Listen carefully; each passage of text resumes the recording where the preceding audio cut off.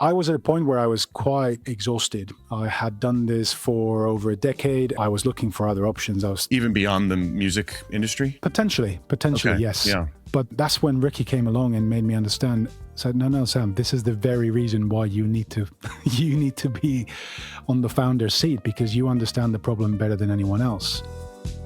Welcome to the New Build podcast presented by Bubble, where every other week we explore how the playbook for entrepreneurship is changing thanks to evolutions in AI, software, and culture. I'm Abhinav Narayan, video producer at Bubble, and on today's episode, I spoke with Sam Rudy, co-founder of ProStudioTime, a marketplace for finding and booking time in professional recording studios. Really excited to spread the word about ProStudioTime as they are one of our Launch Lab participants, which means they're getting ready to launch their business to the world for the first time. It's really cool to speak with the founder on the cusp of such a pivotal moment in their business. And I spoke with Sam to learn more about what he experienced during his tenured history in the music industry, as well as how that unexpectedly led him to becoming a co-founder of his own software startup to solve the kind of problem only someone like him could know how to solve. Let's dive into my conversation with Sam. My name is Sam Rudy. I'm the co-founder of ProStudioTime, and ProStudioTime is, in essence, a marketplace for professional recording studios. How big is your team currently? It's just me and my co-founder, Ricky, at the moment. Awesome. Before we talk about ProStudioTime, my understanding is that you spent over a decade at, I think the company is called Miloco? Yes, Miloco Studios. Miloco Studios, which it sounded like a dream job in the music industry. I understand that you were booking studios for big name talent and working with lots of different people and learning a lot. So I guess my first question is, what is a job like that day to day? Well, it's trying to find suitable studios for artists all around the world. Think of it like this. Making an album used to be a very linear process a couple of decades ago. Artists were just music artists, and there was a very set schedule. So people would go into the studio for a month or two or however long. And once the album was finished, then they would go tour it, and then they would go back in the studio, and then they would go back out and tour it, and so on. It's very different today. Recording doesn't happen in a very fixed schedule the way it used to. It happens as they move around. It can sometimes even happen while they're touring. It's also to do with the fact that artists are not just music artists anymore. They can be fashion icons. They can be podcasters. They can be all sorts of different things. And this type of setup requires being flexible and having to record things as and when the opportunity comes up. Sometimes that might catch you while you're traveling or while you're somewhere where you're not familiar with studios, or you might not know what the best studio is for your needs, and that's when somebody like me comes in. I have pretty good knowledge, I would say, of recording studios around the world at this point. So rather than spending time trying to find the right studio, doing what's a very, very laborious process, then you just come to someone like me and I will figure out what's available, what's more suitable, and then present the options for you to decide on. And how did you find yourself on that career path? Was it a surprise, or did you always know that you wanted to be in that space in general? My initial approach was more on the production and sound engineering side of things, but pretty early on, I started to become more interested in the business side of things and in the music industry in general. The opportunity to work for Miloco came up, I guess, because of my background in production and engineering and having spent time in some studios. This kind of felt like a very appropriate job for me, right? Management side of things, but in the studio setting. And I just started as an account assistant, raising invoices, just doing the more mundane jobs, and eventually worked my way up to being a studio manager and an international booking agent. It's always good to start from the bottom because it really does give you a good sense of how the business actually works when you're doing all the mundane stuff. All the invoicing, chasing payments, getting purchase orders from the labels, all this kind of, this was my job at the start. And eventually I was, trying to find studio options, negotiating rates on their behalf and doing that kind of stuff. Yeah. I imagine starting from there also gives you a better perspective on how it's changing, because you mentioned like making an album that process has shifted so much. Yes, and I was very lucky to be in a very unique position of being an agent for many studios, not just the studio manager, but also being the agent is, I guess, what I mean. As a studio manager, obviously, you develop a lot of knowledge in studios and how the studio booking side of things works, but you're limited to the context of your own studio, of that particular studio where you work. Whereas I had the possibility to see how this works in various territories around the world with clients from different territories around the world and different types of studios, different sizes, different, whether it was tracking rooms, residential studios, all sorts of different types of studios. So yes, I got a very good, well, I guess very good insight into many types of studios and many types of sessions. In recording studios, or in the world of recording studios, it's a very atypical industry in the sense that they don't like to advertise rates or real-time availability the same way, say, for example, hotels do or restaurants do. So that's where it becomes very complicated to find the right solution, because in order to establish baseline information, you already have to start an inquiry with the studio. And when you're looking for studios in places you're not familiar with, you can't risk to simply wait for the one studio to get back to you, because they might just come back to you and say, sorry, we're not available. So what you're doing is you're inquiring with multiple studios and sending multiple emails. And before you know it, in order to book a simple session, you've started 5 different email threads and sent 10 different emails per thread. That takes you to 50 emails just to book one studio. So can you see the size of, how ridiculous the problem is in this day and age? That's the reason why we're building ProStudioTime. Awesome. I can imagine that getting especially frustrating if you're trying to book something for someone who needs to schedule something immediately. Why do they not advertise that? Why is that a typical practice? I think it has to do with the fact that pricing in recording studios can be quite fluid. It can go up and down depending on the session itself. If you're booking a studio for a month, for example, for an album project, then you're taking away a big headache for the studio from a scheduling perspective. And because competition exists, they might offer you a more competitive rate to try and get the booking over the line.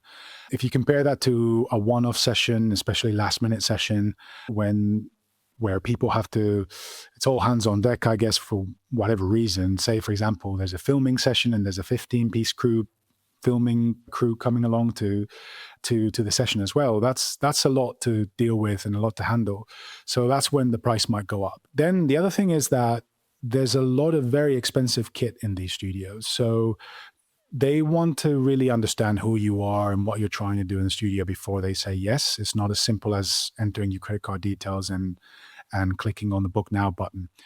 So those are the main reasons why they don't advertise real-time availability and rates. They just want to understand the project before they say yes or no. Gotcha. So this is the aspect of it that's frustrating you the most, even though, it is a very prolific job in this career, I imagine. So I want to better understand the journey that you had from seeing that problem and dealing with it every day to actually deciding, A, something needs to be done about it, and then B, I guess I'll be the one to do it. Well, that's where my co-founder comes in, really, into the whole story. Ricky is not part of the music business. He's never been in the music industry before, let alone recording studios. But he's been in business before. He's got multiple exits, and he understands business better than I do. Yeah, this is my first venture. I was at a point where I was quite exhausted. I had done this for over a decade, and I thought I was looking for other options. I was pretty tired, exhausted, and wanting to find something different. Even beyond the music industry? Potentially, okay. Yes. Yeah. But that's when Ricky came along and made me understand. Said, no, Sam, this is the very reason why you need to be on the founder's seat, because you understand the problem better than anyone else. There aren't a lot of people who do this. There's only less than a handful of us, really. And as I said, it's going back to that very unique experience of having done this for multiple studios, different types of studios all around the world. Even as a studio manager, I'd say you'd have a bit of a learning curve if you haven't dealt with this type of inquiry and this type of sort of global approach to studio bookings. So yes, I think with over a decade of experience, having done this in a very, very manual way, I understand the problem very, very well. And I think that's the reason why I'm in a very good position to solve this problem. So your co-founder is telling you this is something that you can do, that you should do. You are the right person for this. I was told by our team that your first reaction to the idea of building your own platform was that it would feel that it felt like it would be impossible. Is that true? And why did you feel that way, if so? I wasn't aware of no-code platforms at the time. Again, it was my co-founder, Ricky, who had already been dabbling into Bubble and no-code, a bit of AI at the time, although AI hadn't exploded the way it has now. I guess one of the things that I thought was, in order to build a simple marketplace, this is going to cost $500,000 just to get started. How do you even justify that expenditure? And it's like, no. You can use tools these days that cost a fraction of that and get things started and get the ball rolling.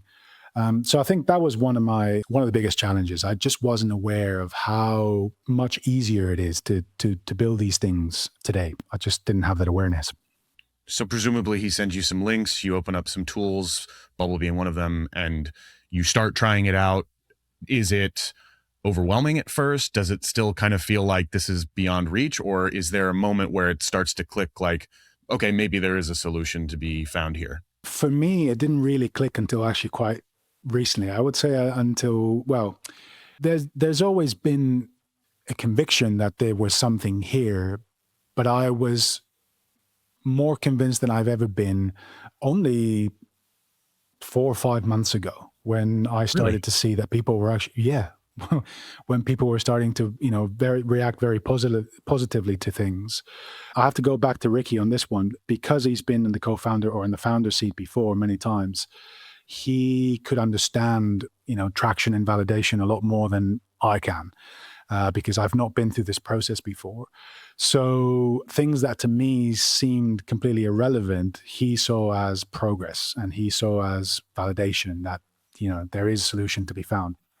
The other thing was also to do with, you don't need to have every answer. You don't need to have, you just have to give it a go, get started. And then as people react to it, you react as well and keep building the things and the features, I guess, that people ask you to, or that you start seeing are more useful for people than you might expect at first, right?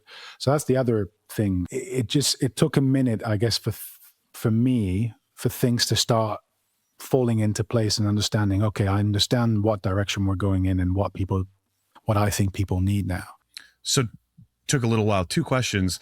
That milestone of actually starting to get that feedback that's always a great feeling. That happened a few months ago. How soon before that had you actually started on this journey?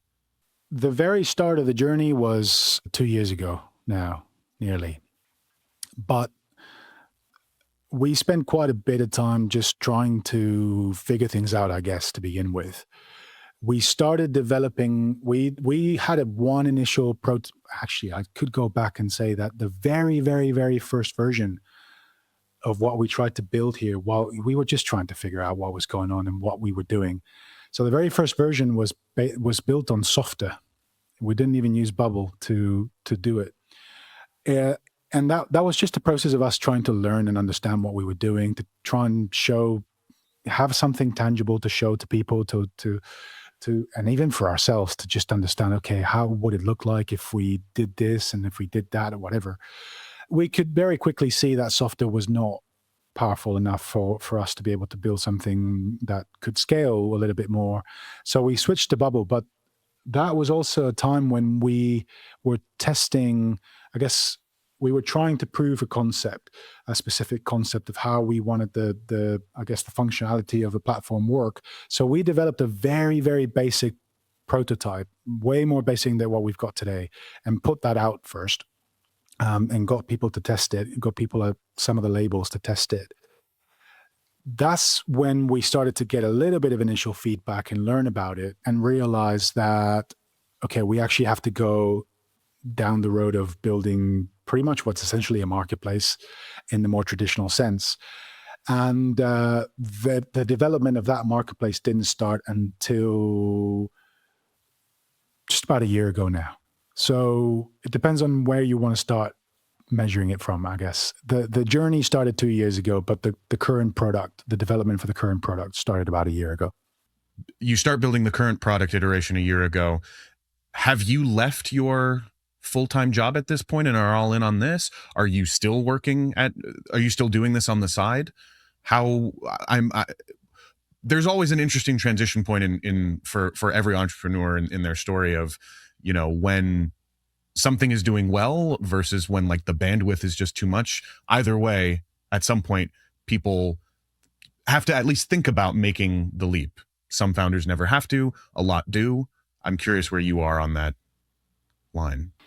I'm full-time on this. I have been full-time from the start. It's a lot to think about and a lot to do. It's really not possible to do if you're not working on it full-time. We're at a point now where the platform is big enough and there's enough things going on here where it needs my full attention. Both Ricky and I are full-time on the platform. Well, I guess you mentioned a few months ago, you started to get first rounds of really positive feedback. What triggered that and what has that been like? I would imagine it's a combination of the platform looking quite appealing to people for the first time. Also, the number of studios that we had managed to convince and onboard onto the platform. It starts to look like a real marketplace. We are actually already working with over 130 studios in our network and have about 75, nearly 80 profiles built already. So it's still not as big as we'd like it to be, but it's big enough for people to start understanding where this is going.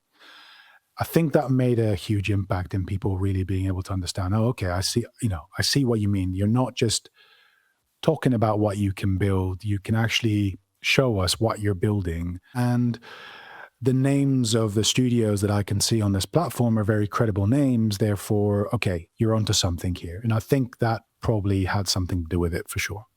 Are a lot of the people that you are convincing to join, are they the same studios that were previously, not being forthcoming with their availability and their prices?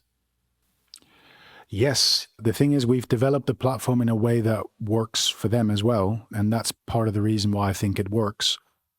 We're not the first ones to try and build a marketplace for studios, actually. Quite a few people have tried before. I've been approached when I was back at Miloco. I've been approached about it a few times as well. But I think it's to do with the fact that, these people hadn't spent time on the studio manager's seat. So they didn't fully understand the dynamics of booking studios, and they didn't design it in a way that would work for the level of studios that we are working with. We've done it in a way that we believe is a good sort of middle ground for studios to retain control over their availability and rates, but at the same time helping users discover studios instantly, really, or discover suitable studios instantly. So sounds like a visibility issue that you've primarily solved, alongside with just a great user experience to connect it all together for both parties. It's a visibility issue and a suitability issue as well. Sure. It's, through filters, you can find studios that are suitable for your session needs pretty much instantly. You still need to have a conversation with them about rates and everything else. But at the very least, we've taken out however much time you spend on Google finding these studios in the first place, then going through their website and trying to understand whether they're suitable or not, etc. We already give you that information straight away. I said I had two questions earlier. My second question was going to be going back to the beginning of this, how did you and Ricky cross paths? The way Ricky and I met was actually through our partners. Our partners have been good friends for many, many years. And funnily enough, we both met our partners on the very same day. So Really?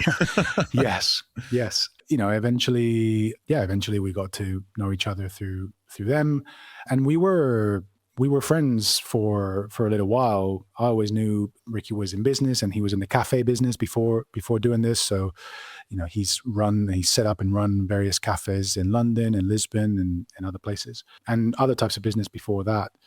And eventually it was just a day at the pub. They were visiting, staying with us. Ricky and I went down to the pub for a drink, started chatting. I just started complaining about how inefficient the whole industry was. And that's when Ricky was looking into no code solutions, AI, and all the various things, and said, actually, Sam, I think it's much easier than you think to put this together. So maybe we should give it a go. And then once he kind of planted that seed, it took me pretty much 24 hours to go, yeah, okay, let's kind of do it. Let's figure it out. That's so cool. Yeah. So that was going to be my question, because I imagine that there are many different instances where people have conversations like that. Like, oh, wouldn't it be cool to do this? And I'm sure that Ricky was more persuasive than just, shooting the breeze and talking about, possibilities. But I think hearing that within 24 hours, something about it really latched onto you. That's always really exciting to hear. Yeah, for sure. For a long time, I had this idea, or I always felt like I wanted to do something of my own, but I never knew where to start or how to start even. And in this conversation, Ricky came along and said, you don't have to know where to start. You just start. And then you just figure it out as you move forward. I guess that's, and that's what he's very good at just moving forward and always keep pushing until things start to happen. And then eventually things compound and you continue to build layers on layers and things start to take shape. So yes, it's been a very good and very necessary partnership. And I guess back to what you were saying, if there are people who are listening to this podcast and are in a similar position to mine, or in a similar position, well, if they're in a similar position to Ricky's, then they already know what to do. But if they're in a similar position to mine, I guess the best advice I personally can give them is to talk about it, to go wherever co-founders hang out and talk about your idea. If you're too afraid of people stealing your idea, then you have to figure out whether it's an idea that they can steal. If it's an idea they can steal, then it's probably not the best business idea for you to put together. The best business ideas are when you are in that very unique position where you have all the information, you've experienced the problem firsthand and others haven't. That's when you can confidently go out there and talk to people and convince people that you're the person to run it. And others are likely not going to try to do it because they just don't have that advantage that you have. So that would be the advice I would give to anyone listening who might be in that position. Absolutely. It's interesting. I've interviewed quite a few founders at this point, and there's always a couple of common themes that come up. One that you already touched on was get feedback early. Like, put it out there, get the feedback early, and that is the only way to really know that you are building something that will meet the needs of the users. And you said that was one of the things that you did right from the beginning. So that's great. But I think another one that I've been hearing that I've been particularly interested in is when people think about entrepreneurship these days, it can get a little over romanticized. Obviously, like when it works and even when there's, still a struggle to be had, there is something very cool and noble or badass about doing your own thing. But the downside is there might be a lot of people out there who are trying to chase the optics or the status of starting your own thing without actually figuring out what the problem is that they're trying to solve. I want to start my own business, I just don't know what it should be. And so I just thought it was interesting to hear you say that, like, if someone is out there who already knows about these tools and knows about these, the ways of business, that they might already know what they need. I think they would know the technical side of things, but I think there is kind of something special that happens when someone who really knows a problem well meets someone who really knows a method for solutions well. And I think that it speaks a lot to your friendship and your partnership that you guys just were able to come up with that and within 24 hours really be able to know that you had something. And I think that's why it's definitely valuable to talk to people like you and hear stories like that, in case there is someone out there who knows these tools but might not. It can be valuable to hear like how powerful it is to find that unique position that you were talking about, where there are tools to do it, but this is a problem that only this method or these people can solve. I think that's always powerful. Absolutely. And then on top of that, I guess, that there's always things like fear of failure or fear that you might damage your reputation somehow by putting something out there that isn't good enough, and so on and so forth, which we all feel. We all have that feeling. I'm the worst at it. And I've for the last 2 years, I've really learned how to overcome those feelings and be less worried about what people might think about what I put out there. But I can't say this loud enough. It doesn't matter. Nobody cares. Nobody's paying attention in the first place. Okay. Nobody cares enough about what you're doing to just stop worrying, because if they don't like it, it's going to take them 5 minutes to forget about it. And eventually you'll get that feedback and you'll go back and you'll improve it. And then you'll be in a much better position to put it out there. And that's how we've done it. We started with Softr. It was super basic, not great. Then we moved to Bubble, but we built something that was a very, very, very basic prototype. And now we've eventually gone on to build something that is something that we're getting a lot of praise for. But that has come through iterations of the product and getting people to just give us feedback and tell us what they think and how they think it could be better. And you'd be surprised, if you know people in the industry, we're relying on a lot of the people I know in the industry as well. You'd be surprised how much they're willing to sort of stick with you and help you, if they value you as well. Some of these people the number of times I've said, hey, the new version of the platform is nearly ready. We're weeks away. And then, 2 months later, we're still not ready because we're still developing and we're, things have gone wrong or whatever. And go, no, yeah, definitely 2 weeks away this time. And again, and they're still there and they're still, using it and giving us feedback and calling us. So yeah, the sooner you can get to that position where you realize people don't care that much, just go for it and talk to these people, and they're going to respect you for trying to do something, for trying to. You'd be surprised. I think, I don't know this for sure, but I think there's quite a lot of people in that position where they're kind of thinking, oh, I wish I could do something on my own, and set up my own business and do my own thing, but they never get to that position. And in a way, they look up to you in some way, because you actually had the courage to go and do it and at least try. And if you fail, you fail, but you'll learn something from it for sure. Absolutely. What is it like in those first months of, you haven't gotten the validation that you recently got, but you have an idea that you feel strongly about? What is it like to have to face that fear and learn that lesson of, yeah, nobody cares, but we can keep trudging forward? For example, do you remember what your first feedback was, whether it was the very initial tool that you built or even the initial prototype on Bubble? Well, we're based in the UK, and in the UK we have the people are very polite. So they don't give you the feedback that you might get like you might in America, for example. I don't know if I can remember the initial bits of feedback, but I can, at least for me personally, it was very tough, very, very tough. Many times when I questioned the whole thing and said, are we really onto something here? Are you sure?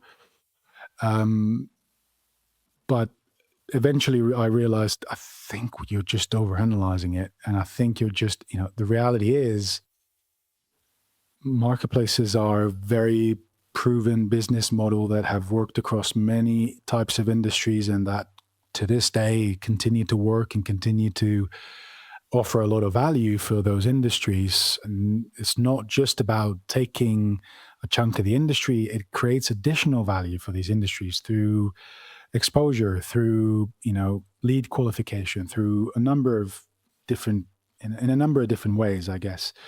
So yeah, when you start putting very basic prototypes out there, of course, people who are not used to, who are not entrepreneurs, people who are not developers, they're used to using fully fledged product. And unless that's why you have to find those early adopters. It's very important to find those early adopters and get those people to tell you the real, they are going to they're going to be the ones giving you the real feedback.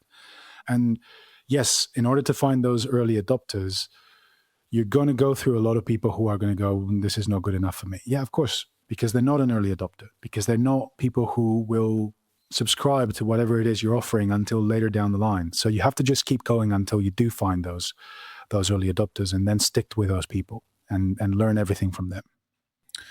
So as the platform is growing, as you're getting more studios bought in, the marketplace is beginning to take on that life of its own. You did mention earlier that you start getting some more recognizable names attached to the project, attached to the app. And it must be incredibly validating at that point. I'm curious more in general what it was like to get to that point, if there was any particular challenges that you had to overcome in order to kind of break through that, for lack of a better term, institutional seal, I guess. Yes, absolutely. Yes. I guess, going back to the moats you might have as a founder, because of my experience in the industry and the connections I already had, it was a little bit easier for me to be able to start working with more established names, especially here in London. And then that's what then allowed us to build the credibility when we started speaking to studios outside of London. So whether it was LA or New York, etc.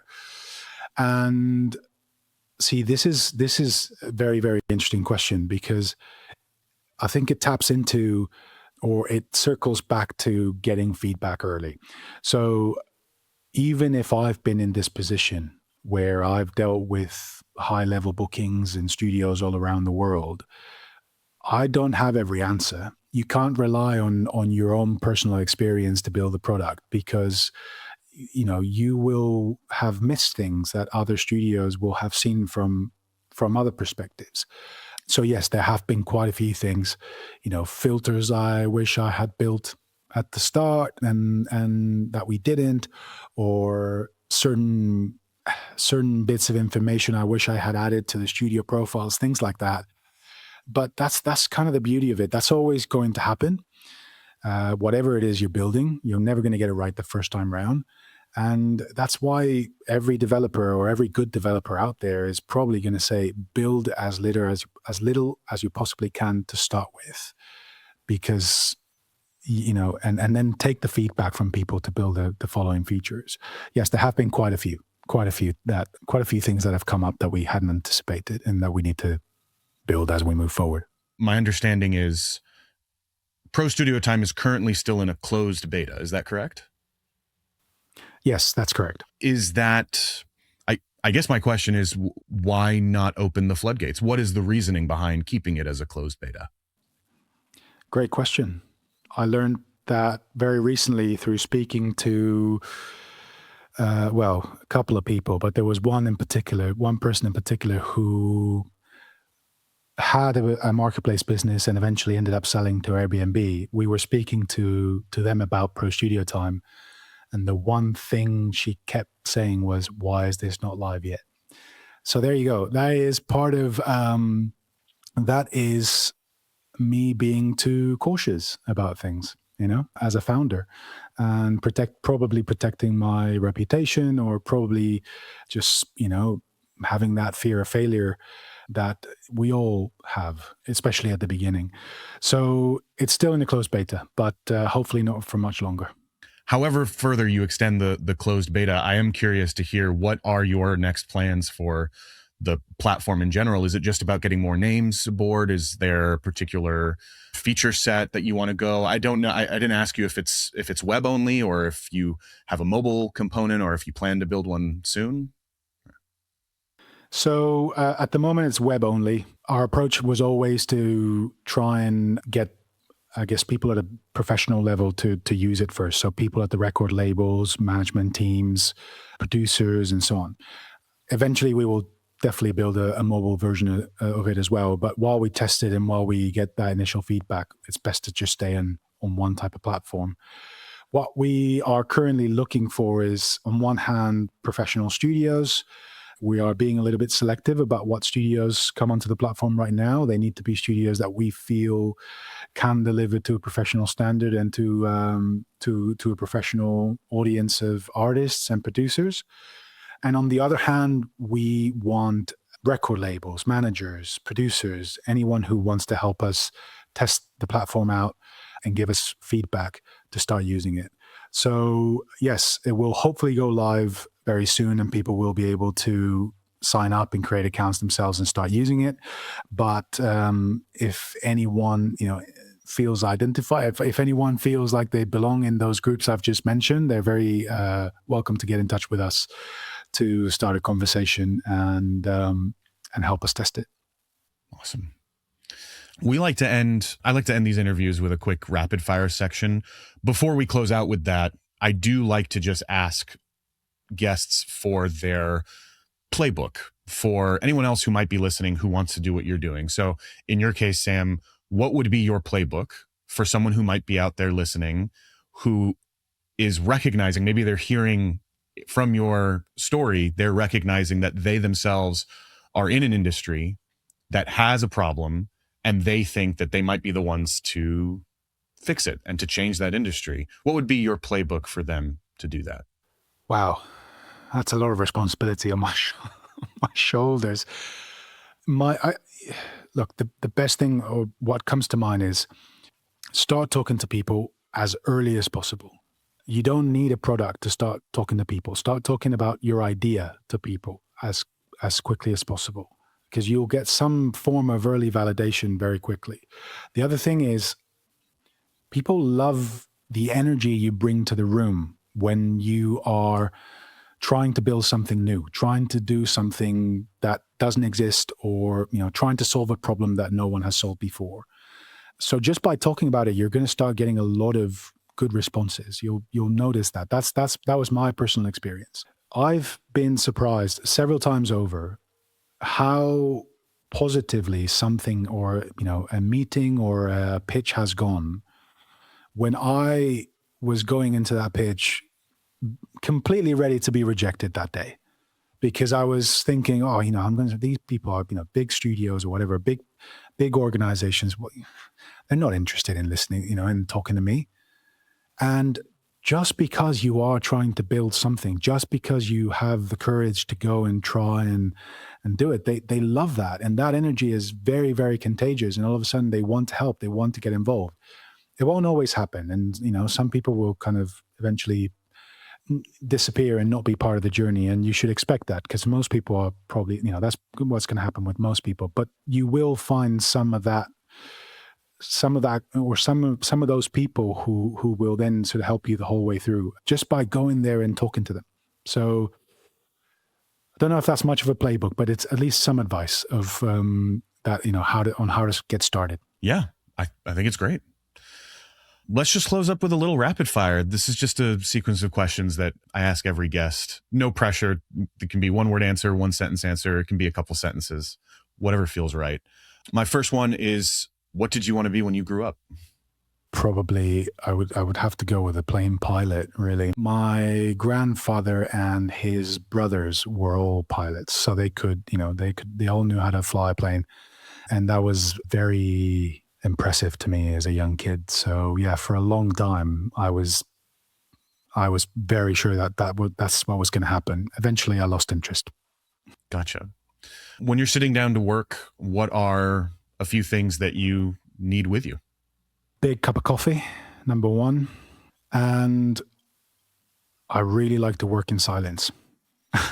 That is really one of the things for me. For someone in the music industry, I guess that makes sense, because to some degree, music is the job, and maybe that can be distracting, or? Yeah, I find music if it's melodic music, and especially music with lyrics, I find it quite distracting, especially if I'm trying to read or write. Yeah. I write a lot of content, especially for, for SEO purposes and so on.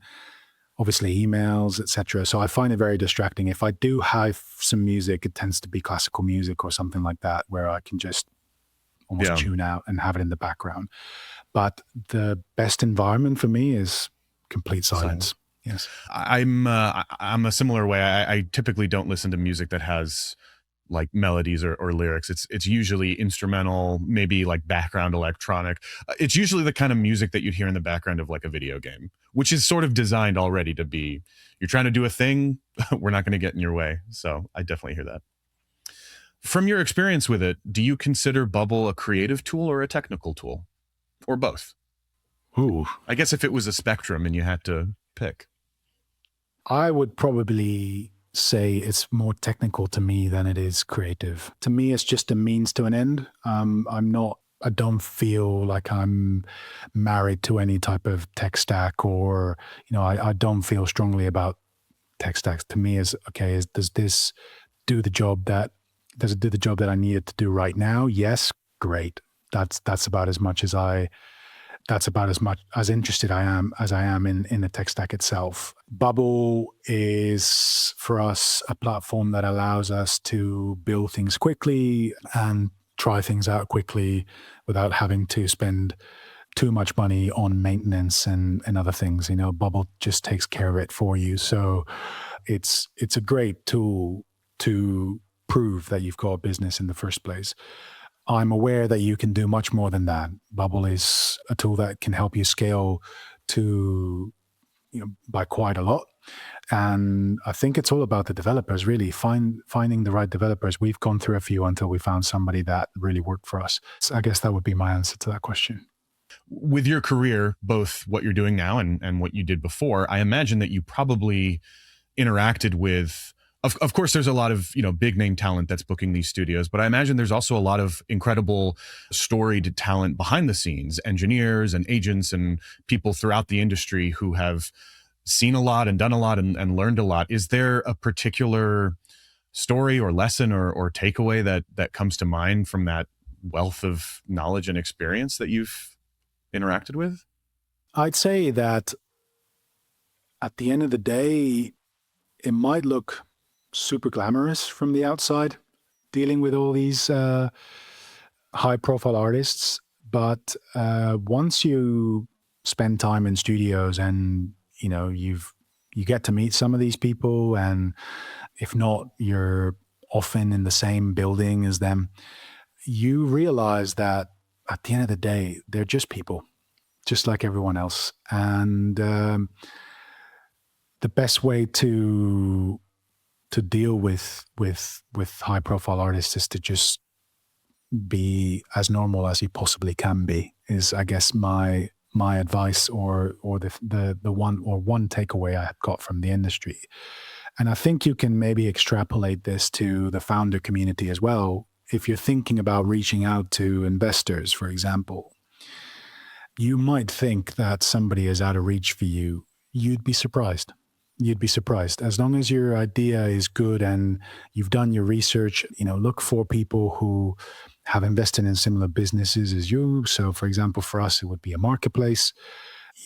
Do your research and find the people that make most sense to the type of business that you're putting out there. And you'd be surprised. People do get back to you, even very high level people. That's great. My next question, a little bit of a hot take question. What is something that you think other entrepreneurs are not paying enough attention to? Or on the flip side, what is the most frustrating mistake that you see them making? I'm in the creative space, right? In the creative industries. And what you see a lot of in the creative industries of other founders and other people trying to set businesses up is not pinpointing your idea to actual reality in a way. What you think is cool doesn't necessarily mean it's going to work as a business. I'm sure this is true in non-creative industries, and it's very true in the creative industries now, especially in music tech. 5 years ago, it it was a time when you could go wild with your ideas, and people were willing to invest in very, very creative business ideas. That has pretty much disappeared now. Some of the advice we've had is boring is back, in the sense that people want tools that solve real problems for people. That's it. Focus on something that solves real problems for people. The bigger the problem, the better. The more capital those people with those problems have, the better. The more people who have that problem, the better, etc. Ultimately, it comes down to how much can you scale this business, and that will only come with, just kind of making sure that this works in the real world. Boring is back. You heard that? You're hearing that in the music tech space specifically? Yes.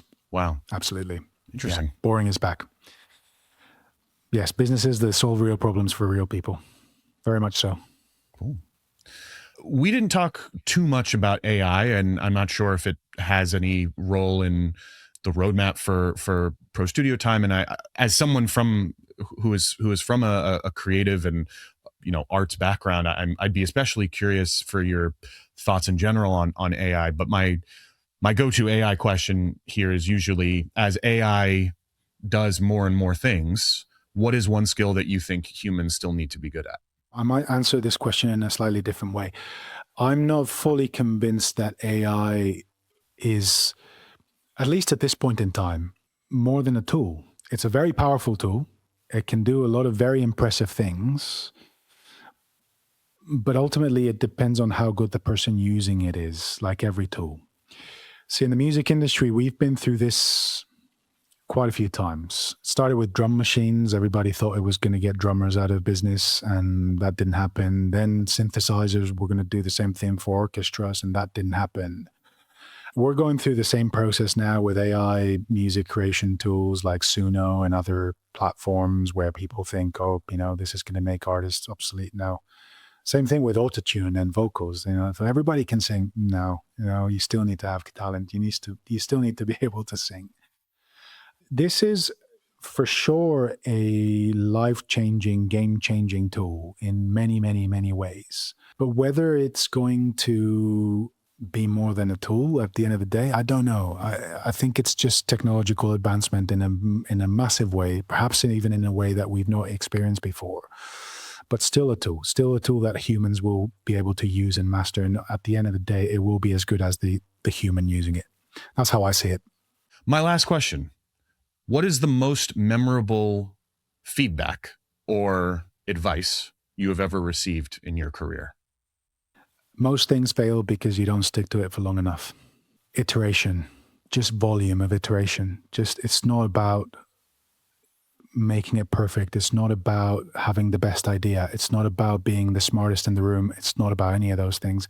It's about how often and how long can you go for doing what you're doing. And every time you do it, you get better at it, and then eventually results do come. If you are designing some sort of marketing campaign and you launch it and you press the button once and then you just sit there and wait for it to happen, that's not going to work. You have to do it time and time and time again, and do it for 12 months and then stick to it for 12 months, and then you'll really start seeing some results. You just have to stick to it. I guess one very clear example of this is newsletters. I would say, start a newsletter. No one's going to receive it to begin with. No one's going to subscribe to it to begin with. Sure. It takes 12 months or more or longer, maybe not so long actually, but it takes you just continuing to write that newsletter and continuing to send that newsletter for people to start hearing about it and subscribing and then building up your audience. So that's what I mean by most things fail because people don't stick to it for long enough.